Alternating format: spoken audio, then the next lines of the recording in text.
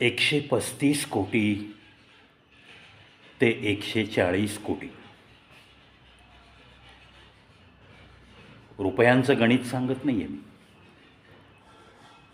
भारताची लोकसंख्या, तीही अर्थात अंदाजे. आता जे घुसखोर आहेत ते थोडेफार परत चाललेले आहेत, कायद्याची दहशत वाढलेली आहे. तरी पण आपण राऊंड अबाउट 130 कोटी धरू. आणि दुधाचं उत्पादन 64 कोटी लिटर असा अधिकृत आकडा जो विधान भवनात एका सन्माननीय आमदारांनी सांगितलेला आकडा. मग दुधापासून बनवलेली मिठाई आणि या मिठाईची लाखो दुकानं, देशभर पसरलेली दुकानं, मी कुठल्या एका शहराचा उल्लेख करत नाही आहे. मग या मिठाईसाठी लागणारं दूध या 64 कोटी लिटरमधनंच जाणार असं गृहीत धरू आपण. सगळं काही रामराज्य अलबेल सुरू आहे, कुठेही भेसळ होत नाही आहे असं गृहीत धरू. त्यामुळं 64 कोटी लिटरमधनंच ते दूध वजा होणार. 130 ते 135 कोटी लोकसंख्या असलेल्या देशामध्ये जर फक्त 64 कोटी लिटर दूध बनत असेल, त्याचं उत्पादन होत असेल, तर या सगळ्या गोष्टी अशक्य वाटतात. तरीही आपण कुठे एखादी खाऊ गल्लीमध्ये पाटी दिसली, 25 रुपयात 6 पीसेस कशाचे? पनीर मोमोजचे. 50 रुपयात पनीर लोडेड पिझ्झा. 100 रुपयात 12 पीसेस पनीर टिक्का. लगेच तिथे झुंबड उडते ते पनीरचे पदार्थ खायला. साधी साधी गणितं सामान्य माणूस विचार करत नाही. बाजारात खरवस मिळतो, तो खरवस बनवण्यासाठी सुद्धा दूध लागतं. बाजारामध्ये कुंदा मिळतो, काही एरियामध्ये कलाकंद म्हणतात, त्याच्यासाठी सुद्धा दूध लागतो. खवा बनतो, त्यालाही दूध आटवावं लागतं. पनीरला सुद्धा दूधच लागतं. मग दुग्धजन्य पदार्थ इतक्या पद्धतीने बनवण्यासाठी तेवढ्या दुधाचं इथं उत्पन्न आहे का? कारण हे जितके पदार्थ मी आत्ता तुम्हाला सांगितले तितके पदार्थ दूध आटवल्यानंतरच बनतात. म्हणजेच 1 लिटर दुधापासून हा कोणताही पदार्थ 1 किलोपर्यंत बनत नाही. जास्त दूध लागतं हे जाहीर आहे. याच्यासाठी फार मोठं शिक्षण लागत नाही. सामान्य ज्ञानाने सुद्धा, अतिसामान्य माणसांनासुद्धा ही गोष्ट कळते. आपण बोलतोय आता पनीरच्या विषयी. अगदी तुम्ही छोट्या खाऊ गल्लीतली छोटी गाडी तिथपासून ते 5 स्टार हॉटेलपर्यंत जितक्या म्हणून तुम्ही पनीरच्या डिशेस ऐकल्या आहेत, जितक्या म्हणून तुम्ही स्वतः तुमचं आयुष्य आत्ता जगताय तेवढ्या आयुष्यात टेस्ट केल्या आहेत, जितक्या म्हणून पनीरच्या डिशेस तुमच्या पोटात गेल्या आहेत. आता मी जे बोलीन त्यानंतर तुम्हाला हे सगळं पोटात गेलं आपल्या, हा प्रसंगच भीतीदायक वाटेल. कारण त्याचं असंच आहे की जर 1 लिटर दूध आपण घरी आणलं, आज दुधाचा भाव 70 रुपयापासून 80 रुपयापर्यंत आहे, आणि त्या 1 लिटर दुधात जर पनीर घरी बनवायचं ठरवलं, अर्थात तुम्ही स्वतःसाठी बनवताय, कोणतीही भेसळ नाही, जे दूध आणलं आहे त्याच्यापासून बनवताय, अर्थात हे दूधसुद्धा तुम्ही प्युअर घेतलं आहे असं गृहीत धरतोय मी. कारण दुधात भेसळ आहे हे अगदी निश्चित आहे. जे उत्पादन आहे ते आपल्याला लोकसंख्येच्या प्रमाणामध्ये पुरेसं पडण्यासारखं बिलकुल नाही.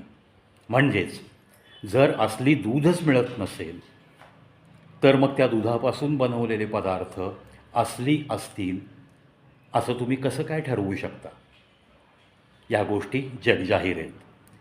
तरीसुद्धा प्रशासनाकडून कानाडोळा का होतो? कारण ह्याच्यात सुधारणा होणं कदापि शक्य नाही. कायदेसुद्धा या बाबतीत तसे पाहिले तर जास्त कडक नाही आहेत. 1 लिटर दुधापासून घरी जेव्हा आपण पनीर बनवतो तेव्हा साधारणपणे 200 ग्रॅम पनीर निघू शकेल. ढोबळमानाने हिशोब सांगतोय मी. म्हणजेच तुम्हाला जर 1000 ग्रॅम म्हणजे 1 किलो पनीर बनवायचं असेल तर कमीत कमी 5 लिटर दूध घरी आणावं लागेल. 80 नको, आपण 70 रुपये भाव धरूया दुधाचा. 350 रुपयाचं दूध आटवल्यानंतर साधारण 1000 ग्रॅम पनीर निघू शकतं. म्हणजे ज्या ठिकाणी दूध 350 रुपयाचं लागतं, जर पनीर तुम्हाला बाजारात 200 रुपये किलोनी मिळत असेल तर जाहीर गोष्ट आहे, कमीत कमी खर्च 350 रुपयात जर पनीर बनत असेल तर ते 200 रुपये किलो कसं काय मिळतं? एवढा दिलदार व्यापारी तुम्हाला का बरं दिसतो जगामध्ये? काय त्याच्या घरी पैसे संपवण्यासाठी त्याला पाठवलं आहे काहीचं? नाही ना. म्हणजेच काहीतरी काळबेरं आहे. अगदी गृहीत धरा, तुम्ही एखाद्या फॅक्टरीत पनीर बनतं, त्यांना 50 रुपये लिटरनी दूध देत आहेत, तरीसुद्धा 250 रुपये नुसती दुधाची किंमत झाली. त्यानंतर त्याच्यात जे काही लागतं, मॅनपॉवर लागेल ते बनवायला, इलेक्ट्रिसिटी लागेल, तो खर्च हा जर ॲड केला तर हा खर्च तो जातो 250-300 रुपयापर्यंत. मग 200 रुपये किलो पनीर तुम्हाला मिळतं कसं काय? ही शंका तुमच्या मनात यायलाच पाहिजे. थोडक्यात काय तर तुम्हाला कुठेही ओरिजिनल पनीर खायला मिळणं कदापि शक्य नाही, एवढी गोष्ट लक्षात ठेवायची. आणि मगच पनीरच्या डिशेस खायच्या का नाही. कारण या पनीर सदृश दिसणारा एक पदार्थ ज्याला ॲनालॉग पनीर असं बोललं जातं. ॲनालॉग पनीर कसं बनवलं जातं? दुधाची पावडर. आता दुधाच्या पावडरमध्ये ज्याप्रमाणे ओरिजिनल दुधामध्ये फॅट्स असतात ते फॅट्स त्याच्यात नसतात.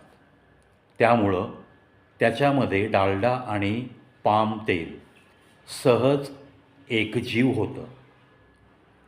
आणि मग काही केमिकल्स त्याच्यात टाकली की ॲनालॉग पनीर तयार होतो.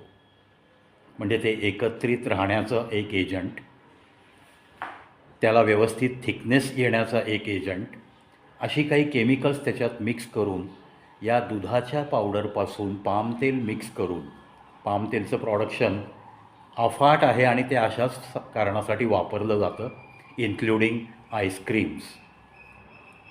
आपल्याला खूप वाटतं आपण आईस्क्रीम खातो ती दुधाची आहे. बिलकुल नाही. Milk powder plus palm oil plus chemicals असे आईस्क्रीम खाण्यात आपलं आयुष्य चाललं आहे. हा पनीर जेव्हा ॲनालॉग पनीर तुमच्या पोटात जातो, पनीर टिक्का या डिशमधून किंवा कोणत्याही पनीरच्या डिशमधून, पनीर पिझ्झामधून, सर्रास या सगळ्या हॉटेलमध्ये, खाऊ गल्लीमध्ये हा ॲनालॉग पनीर याचा सप्लाय नक्की झालेला असतो.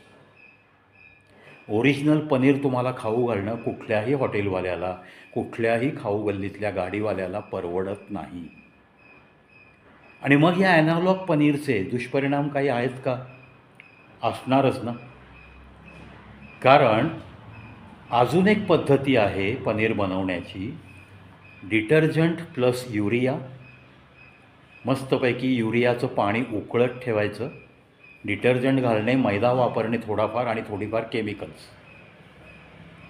अशा पद्धतीने पण एक पनीर बनतं, ज्याच्यामुळं सगळ्या लोकसंख्येला मूत्रपिंडाचे आजार आणि यकृताचे आजार याच्याने सगळा समाज ग्रासलेला